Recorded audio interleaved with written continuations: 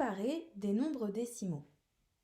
Pour comparer deux nombres décimaux comme 3 unités et 6 dixièmes et 5 unités et 9 dixièmes, je regarde d'abord la partie entière du nombre, ici 3, et la 5. 5 est plus grand que 3. Donc, 5 unités et 9 dixièmes est plus grand que 3 unités et 6 dixièmes. Comment faire lorsque les nombres ont leurs parties entières identiques? Comparons ces deux nombres décimaux. 4 unités et 9 dixièmes et 4 unités et 3 dixièmes. Comme les parties entières sont égales, je vais donc comparer les parties décimales. 9 dixièmes et 3 dixièmes. 9 dixièmes est plus grand que 3 dixièmes.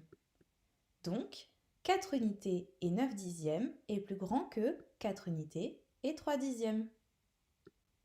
Autre exemple. 7 unités et 91 centièmes et 7 unités et 75 centièmes. Comme les parties entières sont égales, je vais donc comparer les parties décimales. 91 centièmes et 75 centièmes.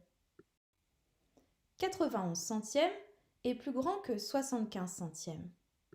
7 unités et 91 centièmes est plus grand que 7 unités et 75 centièmes. Comment faire lorsque la partie décimale des nombres n'a pas le même nombre de chiffres? Comparons ces deux nombres décimaux. 12 unités et 92 centièmes et 12 unités et 9 dixièmes. Comme les parties entières sont égales, je vais donc comparer les parties décimales. 92 centièmes et 9 dixièmes. Je dois faire attention à la valeur positionnelle des chiffres. Dans mes deux nombres, je remarque que j'ai 9 dixièmes.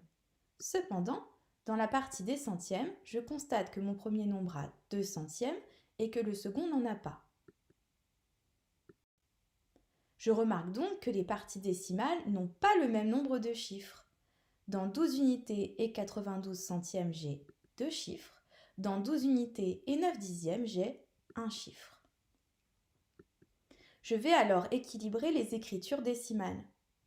Si un des nombres n'a pas de chiffre des centièmes, je peux représenter celui-ci par un 0. 92 centièmes est donc plus grand que 90 centièmes. 12 unités et 92 centièmes est plus grand que 12 unités et 9 dixièmes.